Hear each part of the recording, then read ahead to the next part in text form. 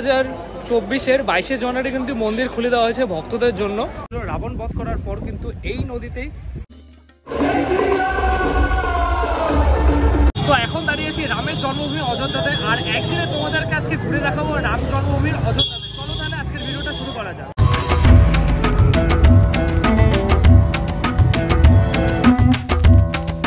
সুপ্রভাত বন্ধুরা, ঘড়ির কাঁটা এখন বাজে ঠিক 7:30 আর আমরা এখন এসে পৌঁছালাম হচ্ছে সুলতানপুর। প্রায় সুলতানপুরের কাছাকাছি বলা চলে। এখানে দাঁড়ালাম খাওয়ার জন্য। আমরা বেরিয়েছিলাম সকাল 4:30টার সময় আর এখন ঘড়ির কাঁটা বাজে 7:30। এসে এখানে খাওয়ার জন্য একটা ধাবাতে। তো এখান থেকে খাওয়া দাওয়া সেরে আমরা সোজা রওনা দেবো আবার অযোধ্যার উদ্দেশ্যে। আর অযোধ্যাতে আজকে তোমাদেরকে ঘুরিয়ে দেখাবো অযোধ্যার মন্দির, তার সাথে আরও যেসব সাইট সিনগুলো আছে, আর দর্শন করাবো তোমাদের রামলালার। আর তোমরা কিভাবে এখানে আসবে সব ডিটেলস থাকছে আজকের এই ভিডিওতে। তার আগে চলো খাওয়া দাওয়া শেষ করে নিই। খাওয়া দাওয়া শেষ করে তারপর তোমাদের সাথে একদম দেখা হচ্ছে ডিরেক্ট অযোধ্যাতে।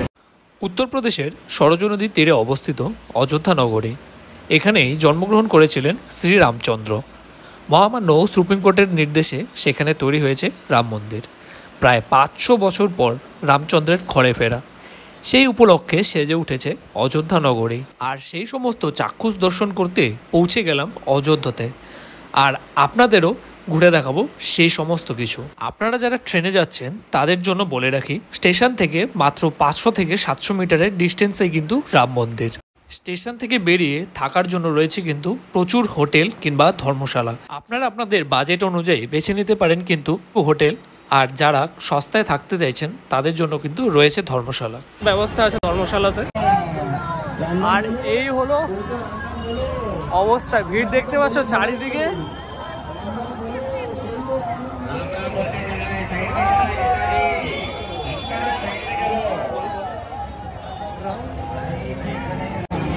তো রাম মন্দিরে যাওয়ার জন্য কিন্তু এটাই হলো মেন রাস্তা। এখান থেকে হেঁটে যেতে লাগবে হচ্ছে কি রাম মন্দিরে। আর এখানে আমরা যখন এসেছিলাম, তো আমি গত বছর কিন্তু এসেছিলাম, তখন কিন্তু এত কিছু ছিল না কিচ্ছু। আর এখন যে পরিমাণ ডেভেলপ হয়েছে, মানে কিচ্ছু চিনতে পারছি না এখানে।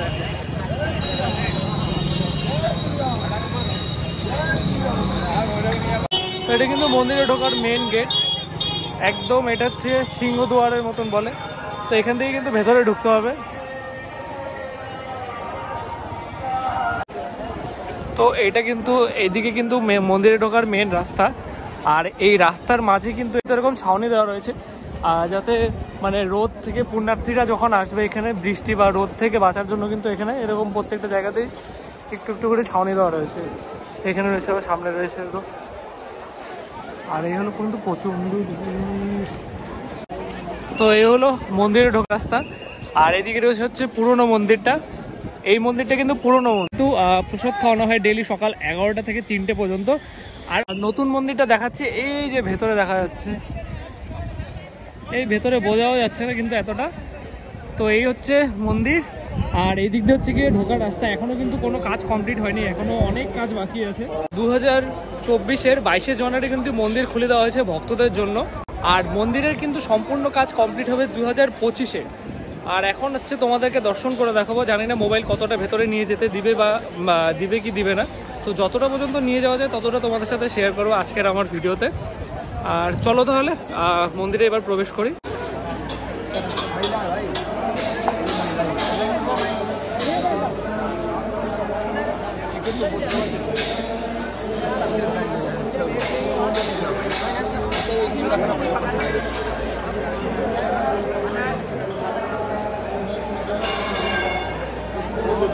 তো এখানে কিন্তু কাউন্টার রয়েছে, 2 নম্বর 3 নম্বর 4 নম্বর কাউন্টার। এখানে কিন্তু ব্যাগ চেকিং হবে, তারপর হচ্ছে ভেতরে ঢুকতে দেবে।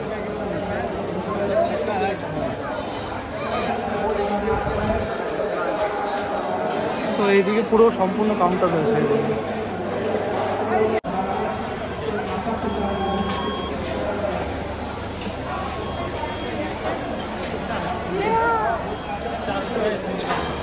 হলুদ ব্যাগটা কি আটকেছে? তো আমরা কিন্তু ঢুকে গেছি মেন গেট দিয়ে মন্দিরের। আর সামনে কিন্তু লকার রয়েছে। তো এখান দিয়ে ঢুকলাম আমরা। তো মোবাইল নিয়ে যতটা যাওয়া যায় ততটা তোমাদের সাথে শেয়ার। আর এখানে কিন্তু যেরকম ভিড়, আর তার সাথে কিন্তু গরম প্রচণ্ড। সকালের দিকটাতে একটু ভিড় কম হয়, যত বেলা বাড়ার সাথে সাথে কিন্তু ভিড় প্রচণ্ড বাড়তে থাকে, কারণ যেহেতু নতুন হয়েছে, মানে সকাল বিকেল কোনো ট্রেনে সবসময় কিন্তু ভিড়ই রয়েছে।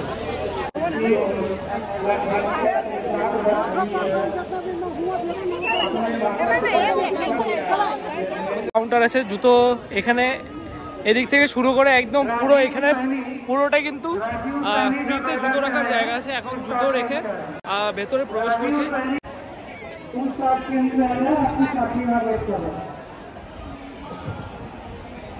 তো এদিকে হচ্ছে মন্দিরে ঢোকার রাস্তা, আর এদিকে দেখো কাজ কিন্তু এখনো চলছেই।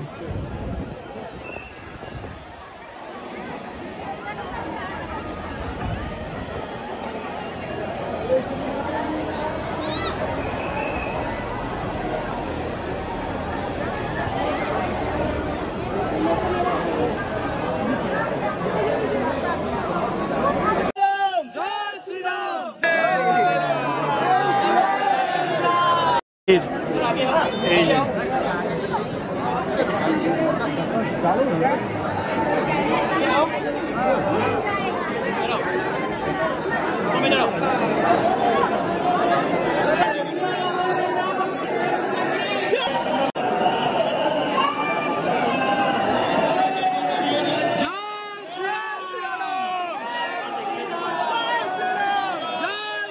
তো মন্দিরে কিন্তু এরকম ওয়েটিং হল রয়েছে, এরকম পুরোটাই।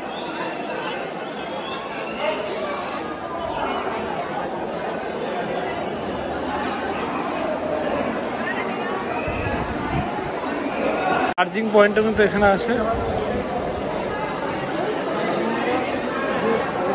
আর এখানে হচ্ছে একটা বড় স্ক্রিনও কিন্তু লাগানো আছে এখানে, আর ডিসপ্লেতে সব কিছুই শো করবে। আর সাথে ভেতরে কিন্তু একদম নিট অ্যান্ড ক্লিন টয়লেটও রয়েছে।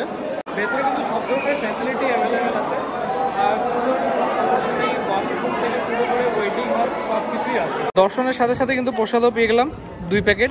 এটার মধ্যে হচ্ছে নকুলদানা আছে। তো জুতো কিন্তু নিয়েছিলাম ওই সাইড থেকে, আর বের হওয়ার সময় কিন্তু জুতো নিতে লাগবে এই সাইড থেকে। তো এখান থেকে জুতো নিয়ে নিলাম, আর এখন এখান থেকে বেরিয়ে যাবো। দিতে ঢুকবে তার অপোজিট সাইড দিয়ে বের হতে লাগবে। প্রত্যেকটা ক্ষেত্রে ব্যাক কাউন্টারও কিন্তু তাই ছিল, ব্যাগ মানে লাগেজ রাখার জায়গায় জুতাটাও কিন্তু সেমই। দর্শন করে কিন্তু বেরোলাম এখন, আর ভেতরে কিন্তু বেশিক্ষণ সময় লাগলো না, মোটামুটি 30 থেকে 30-40 মিনিট মতন সময় লেগেছে, তাও হয়তো লাগেনি। আর হচ্ছে ভেতরে কিন্তু মহিলা পুরুষের আলাদা লাইন রয়েছে, এখানে কিন্তু খুবই সিস্টেমেটিক ওয়েতে চলছে, তার জন্য কিন্তু এতটা গ্যাদারিং হচ্ছে না। মানে একজন লাইন বাই লাইন সিঙ্গেল লাইনে কিন্তু এন্ট্রি হচ্ছে, আর সিঙ্গেল লাইনে কিন্তু বের হয়ে যাচ্ছে। তো সেই কারণে কিন্তু এতটা কিন্তু পরিমাণ গ্যাদারিং হচ্ছে না। ভেতরে কারুকাজ কিন্তু প্রচণ্ড পরিমাণ সুন্দর, মানে বলে প্রকাশ করা যাবে না, এতটা পরিমাণ সুন্দর।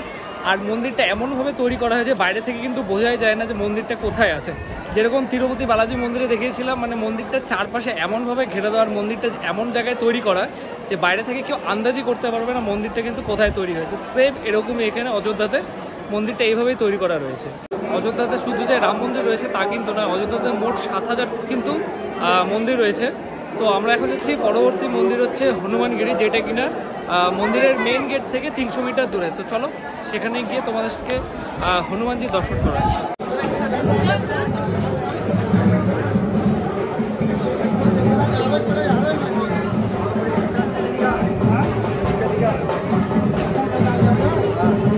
এখন যাচ্ছি কিন্তু হনুমানগিরি মন্দিরে। আর এর আগে যখন এসেছিলাম যেদিক দিয়ে কিন্তু ঢোকার রাস্তা ছিল, মানে যেদিক দিয়ে ঢুকছিল সেদিক দিয়ে কিন্তু বেরোচ্ছিল। এবার কিন্তু পুরো সিস্টেম চেঞ্জ, যেদিকে ঢুকছে তার অপোজিট সাইড দিয়ে কিন্তু বেরোতে লাগছে, সেদিক দিয়ে কিন্তু বেরোতে দিচ্ছে না। এই হলো ভিড়। বাইরে কিন্তু বেশ কিছু দোকান রয়েছে, আর এদিকে তো এখানে দর্শন করে পুজো দিতে চাইলে এখান থেকে কিন্তু প্রসাদ নিতে পারো। এদিকে দোকান রয়েছে, প্রচুর মিষ্টির দোকান রয়েছে এখানে। মিষ্টি বলতে এখানে ওই লাড্ডু পাওয়া যাচ্ছে, এগুলো হয়তো বেসনের লাড্ডু। তো চারিদিকে প্রচুর দোকান আছে, কোনো অসুবিধা নেই। তো চলো এবার ভেতরে ঢোকে। কিন্তু এই যে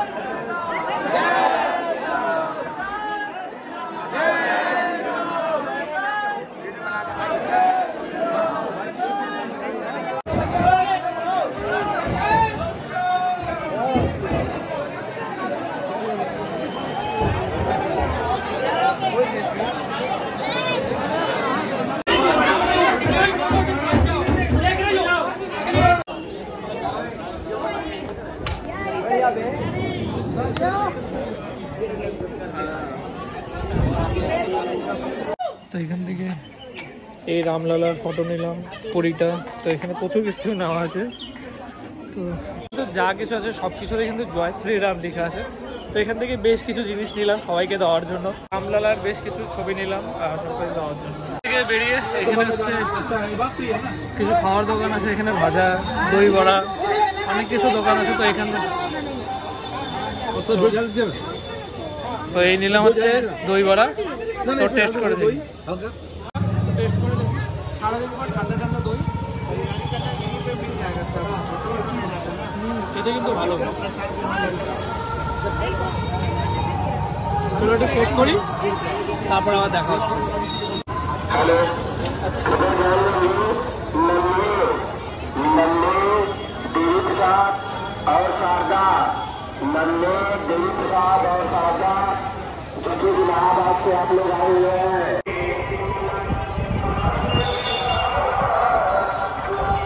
এখন আসলাম কিন্তু লতা মঙ্গেশকর চক, মানে এটা হচ্ছে লতা মঙ্গেশকরের স্মরণে স্মৃতিসৌধে কিন্তু বানানো হয়েছে হচ্ছে তানপুরা।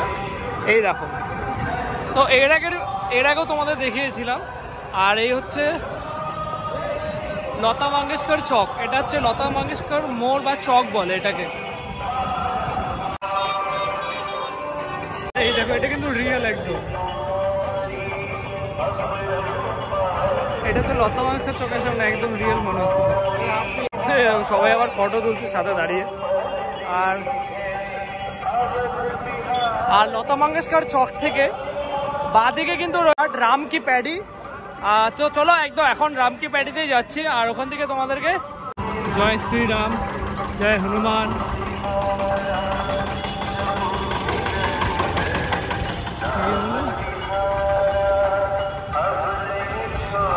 এখন দাঁড়িয়েছি সরজু নদীতে। সরজু নদী হলো শ্রী রামচন্দ্র যখন রাবণ বধ করেছিল, রাবণ বধ করার পর কিন্তু এই নদীতেই স্নান করে তার পাপ ধুয়েছিল। আর এখানে কিন্তু বোটিংও হয়। এই দেখো, এখানে কিন্তু প্রচুর বোট রয়েছে। আর এই বোট এখান থেকে ছেড়ে ওই সেই লক্ষণ ঘাট থেকে সোজা কিন্তু নিয়ে আসবে আর রামঘাটে। আর এখানে কিন্তু শেয়ারিং বোটও রয়েছে, তার সাথে কিন্তু প্রাইভেট বোটও রয়েছে। শেয়ারিং এ পার হেড 100 টাকা করে। এখানে কিন্তু আরতি ঘাটও করা হয়েছে, সন্ধ্যার পরে কিন্তু এখানে সন্ধ্যা আরতিও হয়। আর এখানে কিন্তু প্রচুর মানুষ স্নান করছে এই নদীতে। এই দেখো, রাম কি প্যাডিতে সন্ধ্যাবেলা কিন্তু দারুণ একটা জমজমাট লাইটিং এর একটা শো হয়। তো চেষ্টা করবো সেটাও তোমাদের সাথে শেয়ার করার। আর এখন এখান থেকে ফিরছি, তারপরে চলো তোমাদের সাথে সামনে গিয়ে দেখা হচ্ছে। তো এখানে কিন্তু সন্ধ্যাবেলা দারুণ শুধু লাইটিং হয়, যেটা বললাম। আর চেষ্টা করবো সেটা তোমাদের সাথে শেয়ার করার। আর এই পুরোটা এখান থেকে শুরু করে এই হচ্ছে রাম কি প্যাডি। আর এখানে প্রচুর লোক স্নান করছে। আর এত সুন্দর এই জায়গাটা, সুন্দর হাওয়া, দারুণ দারুণ সুন্দর একটা জায়গা।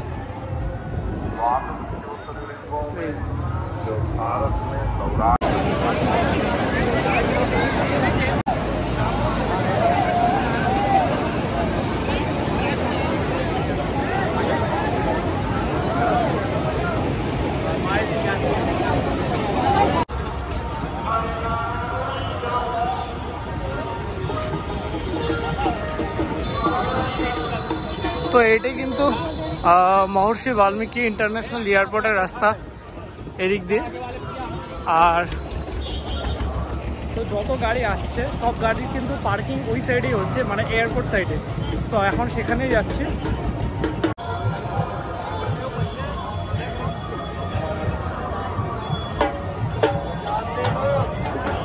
দেখো মহর্ষি বাল্মীকি এয়ারপোর্ট।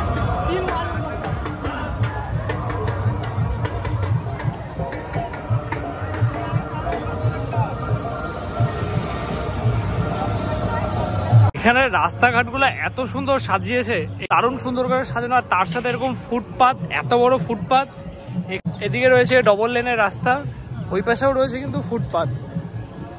আর কিছুদিন পর মানে আরো যখন ডেভেলপড হবে তখন তো আরোই কিছু চেনা যাবে না, এত সুন্দর। মানে আমি যখন 1 বছর আগে এসেছিলাম তখন এগুলো কিচ্ছু ছিল না, এখন এতটা পরিমাণে ডেভেলপড হয়ে গেছে।